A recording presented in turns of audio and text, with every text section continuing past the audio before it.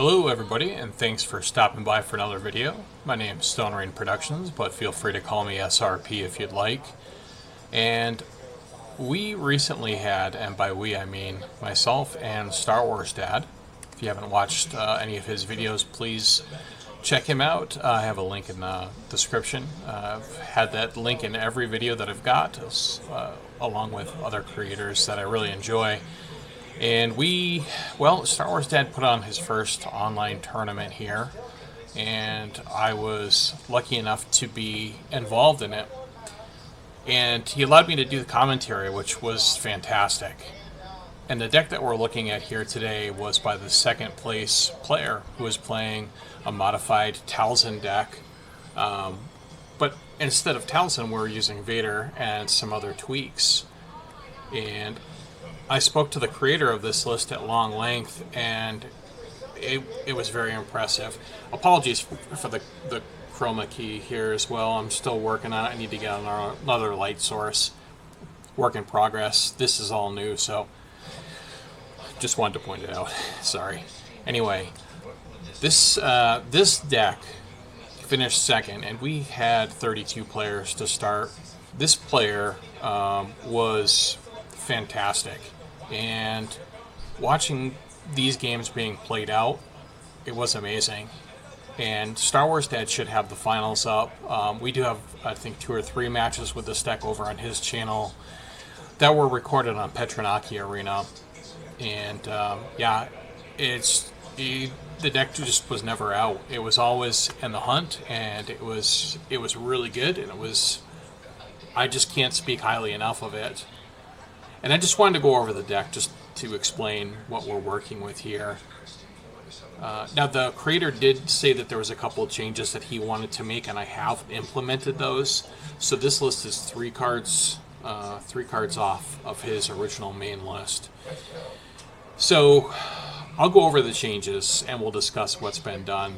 But what we're looking at here is 3 Force Lightning. I think that everybody can agree that this card has become an automatic staple in pretty much any of the aggression villainy decks, especially highlighted with the Vigilance bases. Force Throw really needs no introduction as well.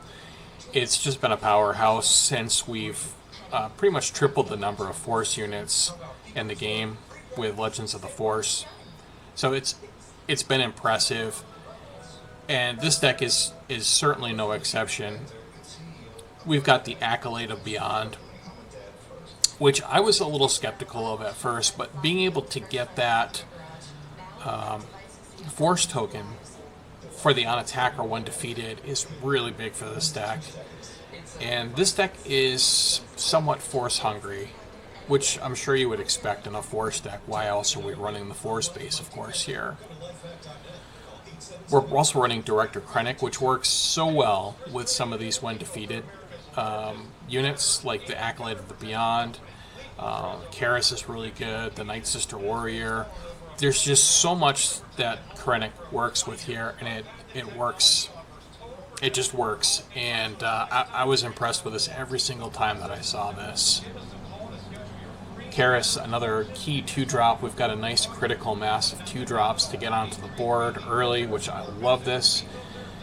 It looks like we've got a total of 14 2-drops, so there should be no problem deploying a unit on the first turn. Karis is fantastic. When it's defeated, we can use the Force, and we can give something -2, -2, which is going to always be useful in this game, as it seems like most of the games now are mid-range or aggro. So we're going to see a lot of units. I don't think that's going to change anytime soon. The Night Sister Warrior, I like the 2 of in here, and I like the when defeated draw a card. It's just another option. There is a recurring theme here with the draw card, and if we were running Heroism, I would almost recommend running Rey in here. Just for the 2 extra damage. I think that would really put this deck over the top, and it may even be something to consider potentially, just for the ability. We don't have a way to manipulate the deck to put it back on top, so that may not be something to pursue, but it could be something to investigate at least. running the full Secretive Sage package. We've got the 2-cost Vigilance 2T with a shield, and it's got the Force trait. No surprise here that we're looking for Force units. We want to enable our Force Throw and Force Lightning. One of the cards that I really was not sure about at the start, but this pilot really opened my eyes to it, was his Death Mark. And it just works in this deck because he's got so many things that can kill units, like the Karis and the Talzin Assassin and the Power of the Dark Side. The Tyrannus was brutal in this deck, and it was played flawlessly. Drawing the 2 cards on here, especially in conjunction with a Pillage, it was just really backbreaking at some points in the game. I recall in one of the games, this pilot played Pillage and then did Force Throw immediately after, and that's just, it hurts so bad. And it's just amazing how much this deck manipulates the card draw. It's fantastic. If you can't tell, I'm smitten with the deck. I'm sorry, I'm a little biased. We've also got the 3 Grand Inquisitor. This is another amazing Force unit that I've been really high on. I've been trying to work it into some other decks as well here too. I like the Hidden and the Raid 1. I don't think that we're really working with the Inquisitor part of it, which is pretty much just flavor text on this unit, but a 3/4 for 3, it's not a terrible body. I love the Hidden on here. Being able to protect itself from being attacked is great. One other card that this pilot, his name was Angel. We chatted a bunch about this deck, and Angel, kudos, man. Seriously, you were very impressive. And one other thing I'm going to mention at the end here about the leader, this Power of the Dark Side, this pilot was like the master. I'm not sure how to explain it. I mean, Power of the Dark Side's a great card, but he always manipulated the board so that it was always going to get maximum value. And I think this is more about the pilot themselves, about how good they are at this game. Really, really well done. I can't understate that enough. We've got the 2 copies of Chirrut. I could definitely see a 3rd copy of it in here because of how much this actually helped out. And this was another card that came down and just took over immediately. This deck gets the Force very frequently, so it was great to see Chirrut. Speaking of another card that took over, the Darth Tyrannus was an all-star in this deck. It would come down and just take something out, and depending on the situation, it would do the shielded trick where you can do the ambush if you've got the Force token, which you're going to with this deck, and then put the shield on it if it's something small. So Tyrannus was crucial. We've also got 2 Lone Pike in the side, and this was another card that was just really, really nice seeing it come out. I've always liked Lone Pike, but it worked so well in this deck. Speaking of working well, this Talzin's Assassin was pretty much always on point. And I want to just kind of pivot over to the leader here. I'm going to hold my place on this Talzin's Assassin. Angel was the Darth Vader ping master. I've never seen anybody activate the Vader ability so much and to such dramatic and it's just amazing effect overall. He won a game with the Vader ping in one match. He killed so many units with this ping, and it was just really cool to witness it.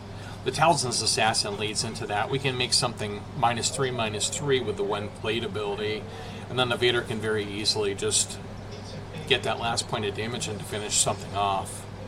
So they worked very well together. We lightly discussed the pillage. So yeah, I mean, this is another card where it's just every time that it was played was really crucial. And there were multiple times during this tournament where I saw Pillage come in after the opponent passed 2 cards in hand and they're just gone. Or he would claim and pillage immediately. If the opponent had 0 cards, he would claim, and then the opponent would draw their cards and pillage immediately, gone. So your turn is just wasted for the most part. Now, this pilot initially had an old Daka in here, but said that he'd like to change it into something like an additional no glory, only results. So I bumped the 1 copy to 2, and this was another one that it's an effective removal spell, and again, it was just played very masterfully in this list. So I made the change. It's something that we discussed a little bit between games. We talked quite a bit about this deck, and it was really nice. The 3 Ruthless Raiders, I've always thought this was a very effective unit. So it's nice seeing it in here, a nice aggressive unit that's going to come in and deal 2 damage, and when it's defeated, another 2 damage, and then however many times it gets into base, we're dealing 4 damage. Now, I didn't see the Sun played in any of the matches. I forgot to ask if this was played, but again, it seems perfect for this deck. Something more aggressively slanted. I can absolutely see this hitting the board and dominating. And finally, in the main board at least, the Devastator really lived up to its name.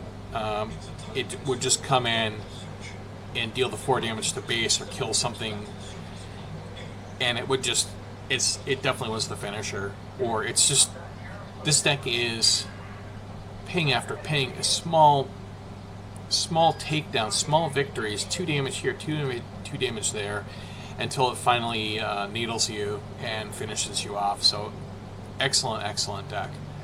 We were also discussing what Vader brings to this deck that Talzin doesn't, and one of the things that I had mentioned, and I'm not sure if he agrees, is this leader has a sense of finality where it hits the board and the attack trigger is just brutal. It was the primary leader in Vader Blue when set 1 was out, and the attack trigger alone was just really nasty. So 5/8, yeah, it deploys late, but this game this deck can definitely hang for sure. Some of the other things here too. The guy that piloted this did mention that he wanted to bring in top targets in the sideboard, so I did put in 2 of those.